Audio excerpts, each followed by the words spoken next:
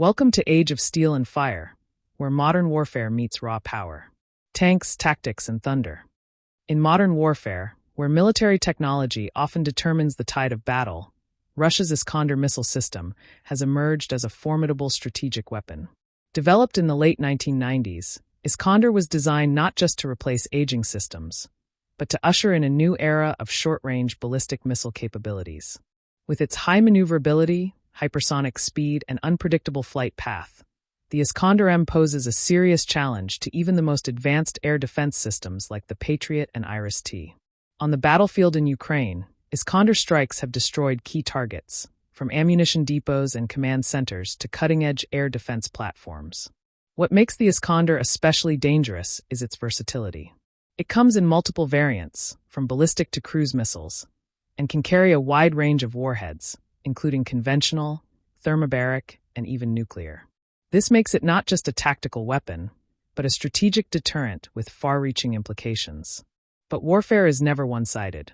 Ukraine and its Western allies are racing to deploy next-generation interception systems like Israel's Arrow 3 and the U.S. Skyceptor to counter this threat. This missile war is more than just a military confrontation. It's a technological arms race, a strategic chess game, and a geopolitical flashpoint with global consequences. Next, I will talking about the development history of the Iskander missile. After the signing of the INF Treaty between the United States and the Soviet Union in 1987, many of Russia's medium-range missile systems, most notably the OTR-23 Oka, were dismantled. This left a strategic gap in Russia's short-range precision strike capabilities. To fill that void, Russia began developing a new missile system in the late 1990s, one that would be more modern, more agile, and far more difficult to intercept. That system was the Iskander. The project was assigned to the KB Mashinostroyenia Design Bureau in Kolomna, with the goal of creating a missile that could operate in all weather conditions, maneuver at high speeds, and penetrate advanced air defense networks. By 2006, the Iskander-M officially entered service with the Russian military. Since then, it has become a cornerstone of Russia's strategic deterrence and precision strike doctrine. But development didn't stop there. Russia expanded the system into multiple variants, including the Iskander-K, which uses cruise missiles, and the Iskander-E, an export version with a reduced range. Over more than 2 decades, the Iskander has proven its strategic value, especially in modern conflicts where speed, precision, and survivability against interception are critical to battlefield success. Next, I will talking about the structure, operating principle, and variants of this missile. The Iskander is far more than a conventional ballistic missile. It's a tactical weapon system engineered to penetrate even the most advanced air defense networks. Its architecture consists of 3 core components: a mobile launcher vehicle, the missile itself, and a sophisticated guidance and control system. The Iskander-M missile uses a single-stage solid-fuel rocket motor, allowing it to reach hypersonic speeds of Mach 6 to 7.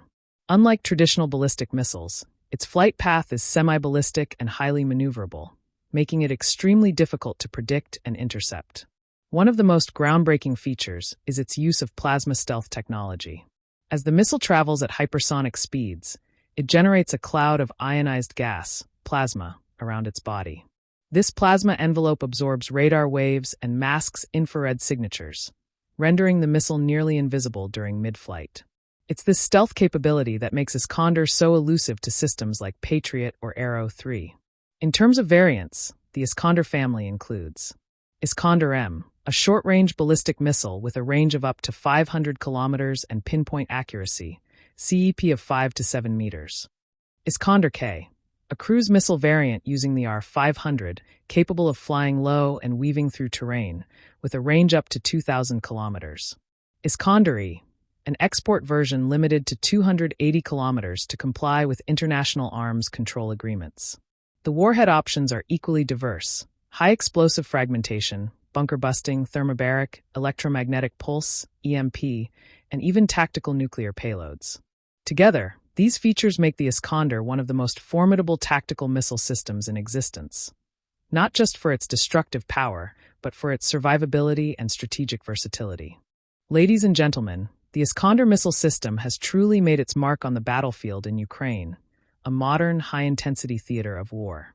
It's important to recognize that Ukraine possesses substantial military capabilities, including advanced air defense systems and significant support from Western nations.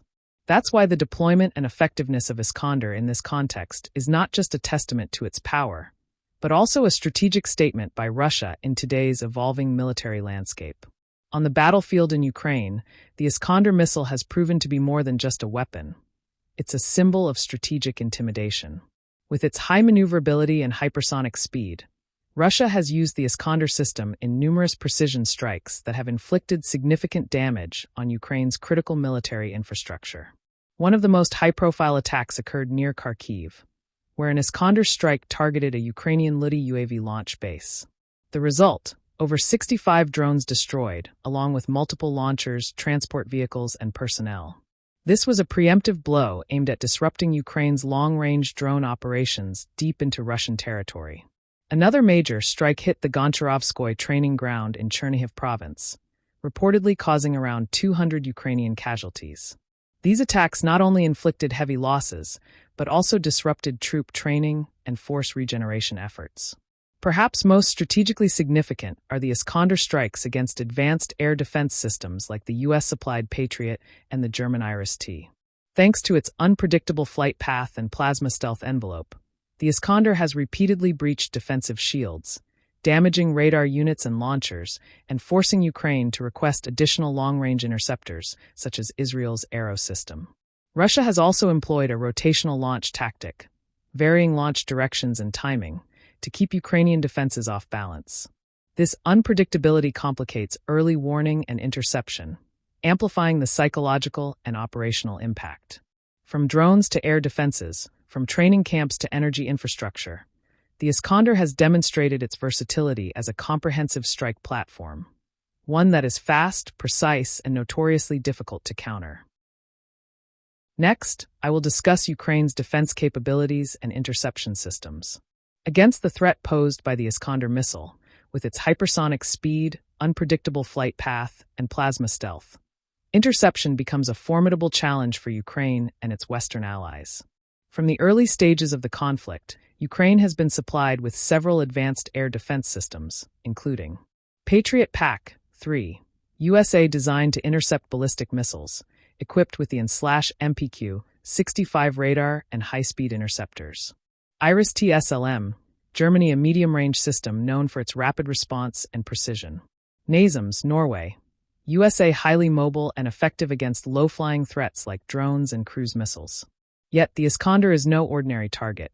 Traveling at speeds up to Mach 7 and capable of mid-flight trajectory shifts, it challenges radar tracking and interception algorithms. Its plasma envelope further weakens radar and infrared signals, making it difficult for interceptors to lock on. In practice, there have been successful interceptions, but the rate remains low. Several Patriot batteries have been damaged or destroyed following coordinated attacks involving Iskander missiles, loitering drones, and cruise missiles. To counter this, Ukraine is seeking next-generation solutions.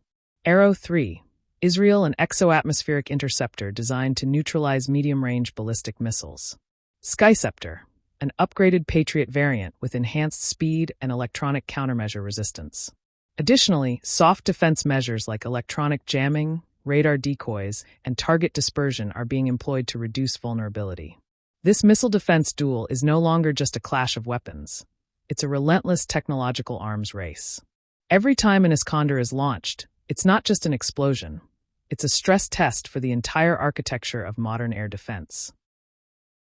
Russia's use of the Iskander missile in the Ukraine war is not merely a military tactic. It's a strategic message to the world. With its precision strike capability, near immunity to interception, and potential to carry nuclear warheads, the Iskander has become a powerful tool of deterrence in Moscow's arsenal. On the battlefield, Iskander helps Russia maintain firepower dominance in key operational zones, undermining Ukraine's counteroffensive capabilities and forcing defensive assets to spread thin. But on a broader scale, every Iskander launch serves as a stark reminder that Russia retains the means to shift the tide of war in an instant. The geopolitical implications extend far beyond Ukraine. The deployment of Iskander systems in Kaliningrad, a Russian exclave nestled between Poland and Lithuania, has raised alarms within NATO. The threat of sudden strikes on European military bases and infrastructure has prompted a renewed focus on missile defense, force repositioning, and investment in next-generation interceptors. Moreover, Russia's export of the Iskander variant to allied nations has sparked concerns over the proliferation of short-range missile systems with nuclear delivery potential, stretching from the Middle East to Asia. In essence, the Iskander is more than a weapon. It's a strategic chess piece on the global board.